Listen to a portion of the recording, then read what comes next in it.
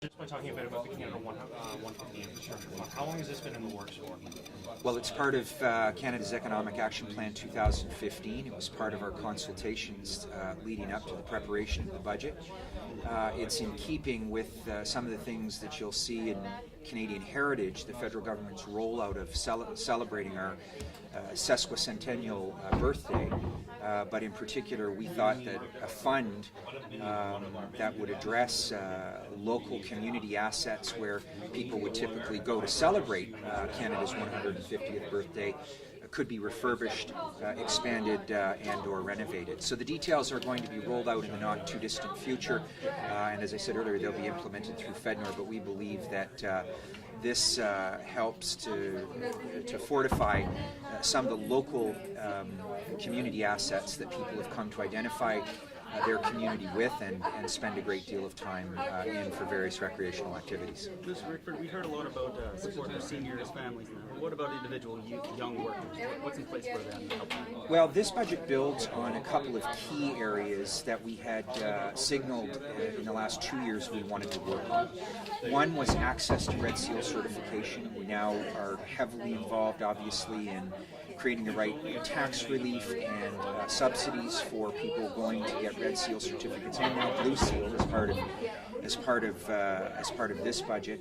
Obviously, in Canadian, the student loan and grants has been transformed, renovated, seriously renovated in this budget, creating the right conditions for people to stay in school. And I mentioned a couple others here today that I think you clipped me on that are focused on some more pragmatic challenges for young people to go into a training program and actually have a job in the line of sight. So I think on a number of key fronts, this is going to improve the fortunes of people thinking about going into post-secondary education, what role the federal government can play in supporting them, and how specific their training can be to increase the prospects of a job once they're finished.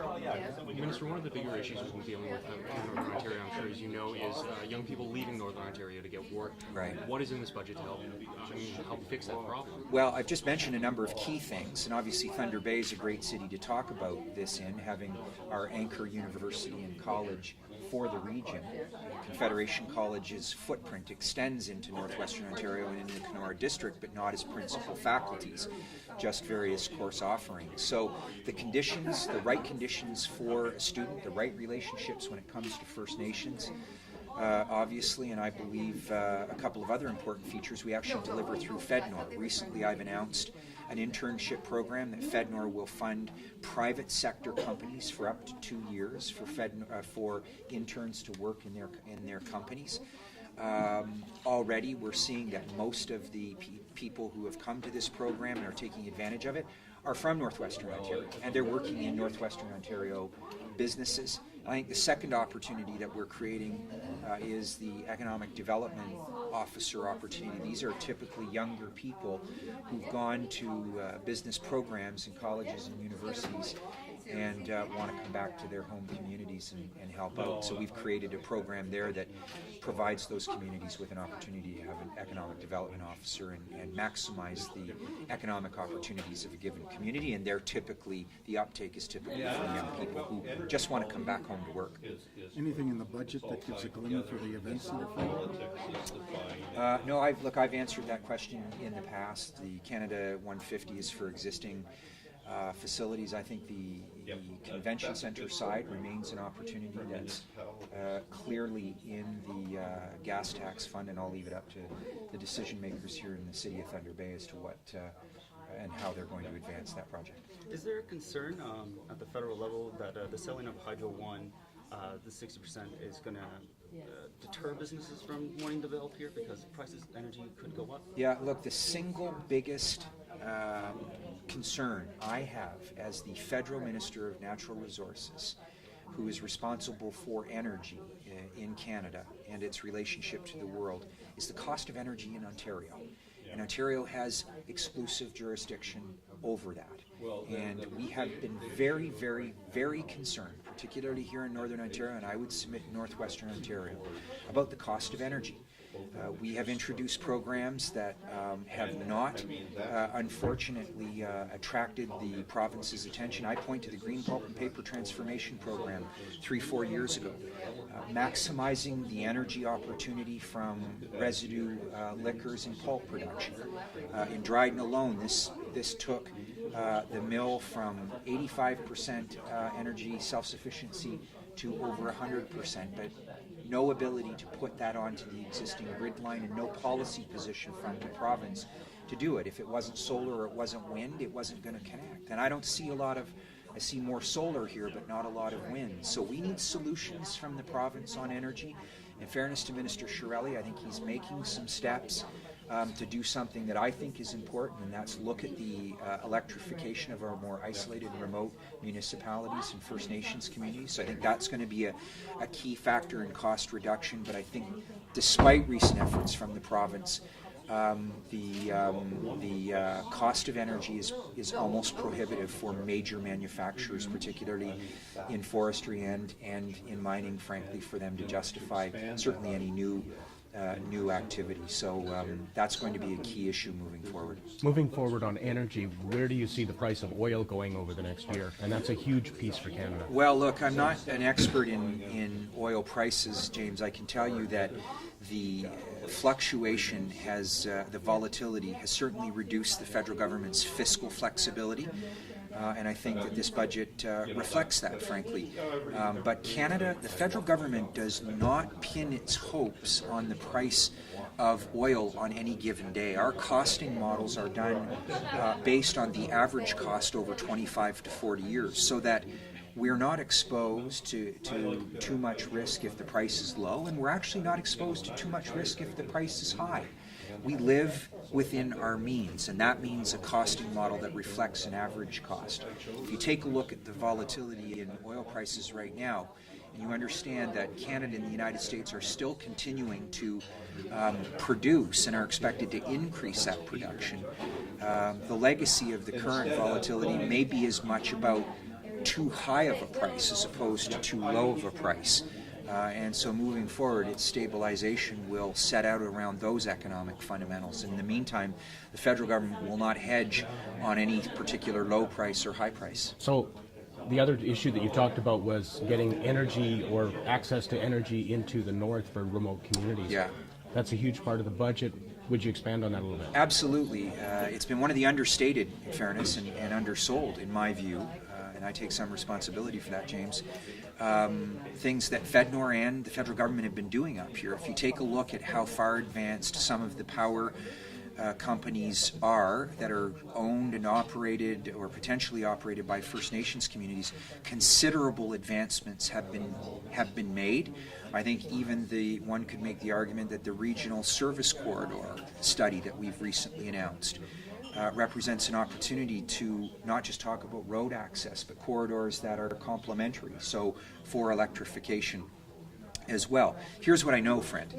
I have 25 isolated remote First Nations communities in my riding, and they all operate on diesel generation. That costs a lot of money, and it is not very good for the environmental footprint. So any and all activities that we can engage in moving forward to address that, I think, are important. This file has lagged for far too long, and we realize that there's a significant process there, and I can't think of, in the 20 years that I've been living and working up in this region, having made more significant progress than we have in the past 4 or 5 years. And speaking of First Nations, Yes. and given your background as a nurse, Yeah. the federal government's been really criticized recently about the level of healthcare in First Nation communities. So what is in this budget to help that situation? Well, first of all, the key investments are for recruitment and retention of nurses. That was the issue that was raised by the Auditor General, and it's kind of unrelated to the budget. And I take that personally because I was a nurse living and working in those isolated and remote First Nations communities, and I work with some of the best nurses you could ever imagine working with. They provide a quality 24/7 offering of health services to those First Nations communities, and I think that we have seen some signals. Health Canada reported actually just this week that a major initiative to recruit and retain nurses and provide the certifications for an extended scope of practice are advancing, and they are doing very well, and obviously we remain committed to ensuring in all regards that they have access to quality health care. And I'd finish on this note as somebody who's pretty invested in all of this. When you take a look at the expansion of health services and technologies that have gone on in Sioux Lookout and in Thunder Bay, First Nations communities coming from those isolated communities have a significantly improved health service and program offering in those two cities, and folks from those towns and cities have benefited them as well. And of course, I'm talking about Menoyawan and the Thunder Bay Health Sciences Center. But the fact was that the nursing station was vacant for about 2 years, though, so there's issues like that that could be addressed. Okay, that's a bit vague for me to take the bait on, okay? Our First Nations nursing stations are in the region. Obviously, there have been some challenges in recruiting and retaining nurses, and we want to create the right opportunities for them, and that includes the appropriate certifications for extended scope of practice training. We've made progress on both fronts. This is a bit cyclical, and we're seeing right now an opportunity and some results on the certifications of those nurses and the safe delivering of health services. In the rare instances that there's been a facility closed, obviously the communities continue to have immediate 24/7, 365-day emergency service to access to services in larger city centers. Any update on the four-laning between Kenora and Manitoba? Well, I spoke with Minister Gravel recently. Thank you for that, raising that question. I have been a bit frustrated by the development or the lack of development in this particular file. In fairness to the First Nations communities that have been involved in the consultation here, their expectations for how that highway could be twinned have been, shall we say, friendlier and more reasonable than in the past. Minister Gravel assured me that the province was doing its appropriate consultations with them, but it's been 4 years, and there have been twinning announcements across Northern Ontario, and I expect some to come that have been completed. And the federal government is not involved in that, nor have they been involved. This is squarely with the Ministry of Transportation of Ontario, and our expectation is that sooner rather than later they'll be in a position to start the actual twinning of this. The planning is done, the consultations have been ongoing, and I've asked the province of Ontario to declare in the not too distant future what the status of their work is and when they'll be able to start that project. It's important not just for the economic opportunity, but this particular piece of road represents a lot of accidents, in some instances fatalities. It's an important section that gets to other First Nations communities in and around the area, and we'd like to see the safety of this road improve. Part of it had fallen out a couple of years ago and needed repair. So my expectation is that sooner rather than later the province will mobilize its efforts and focus on announcing when they're actually going to start twinning this highway, literally.